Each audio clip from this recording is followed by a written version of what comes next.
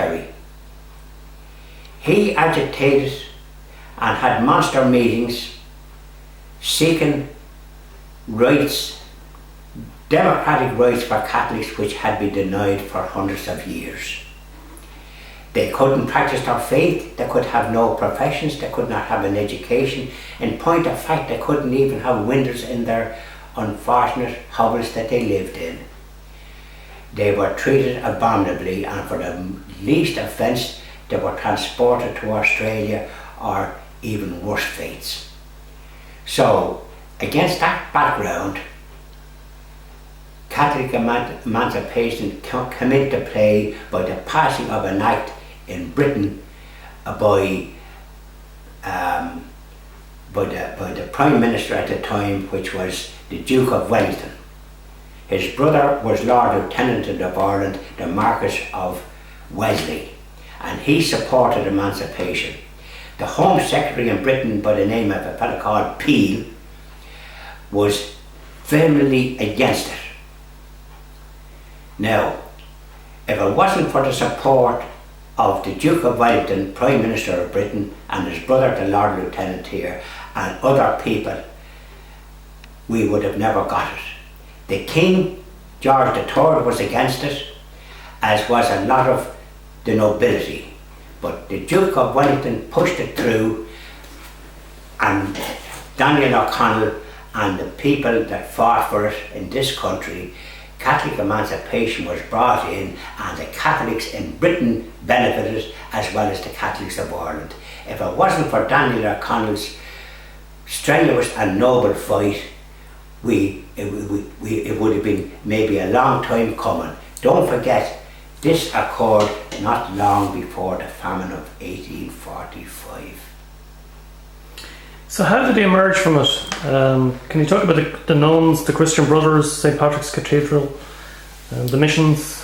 Now, this time when Catholic emancipation came in, Catholics, with the meagre amount of money they had, supported the clergy which had been hunted and harried and murdered so as they could build Catholic churches. They also started to build very basic structures of Catholic schools. There was one famous charitable individual from the Protestant class, a man called Gilson, who came back from England having made his money, and came back not dressed in the manner that of his relatives who were based and living in Oldcastle. And he started, when they rejected him thinking he was a pauper, but he was very wealthy. He started a school which was open to Catholics and Protestants, and that school is still in existence, as well as some buildings that housed the teachers for those children. Now, this is an example of progressive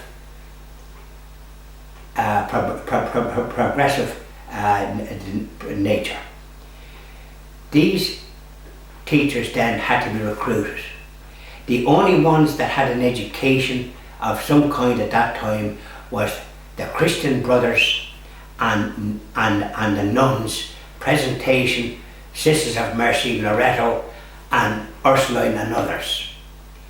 They took on the task as they've done in the missions and elsewhere throughout the world, and are still doing, and provided an education for the Catholic children who were practically illiterate.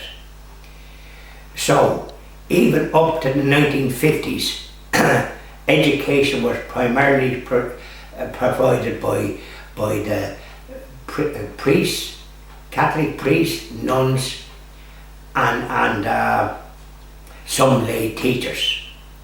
So they were the ones that provided the education. So we owe a debt of gratitude to all those people, and they get scant gratitude from these type of politicians that are now trying to attack and destroy and intimidate the Catholic and the Catholic ethos, aided and abetted by the dreadful state broadcaster RTE and other media outlets. Continuous attacks, forgetting about the good that they provided. If it wasn't for them, we wouldn't have the educated class that we have today, and this is the thanks that they're getting. Can we discuss the missions in America, Australia, around the world? Irish people, through the bad economic policies adopted by the British when they were in charge in this country, and even by our own governments, emigrated in their millions to the United States of America and other countries, but particularly the USA.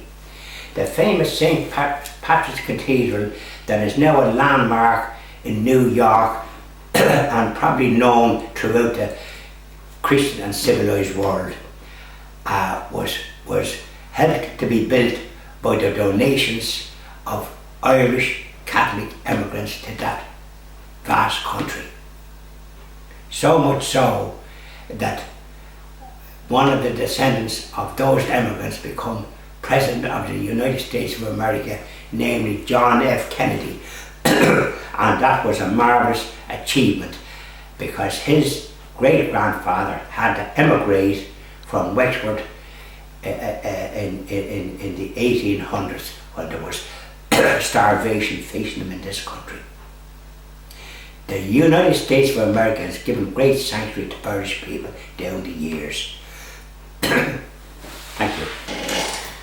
That was a fantastic insight, John, into baptism and education, and thank you very much. And thank you very much. I hope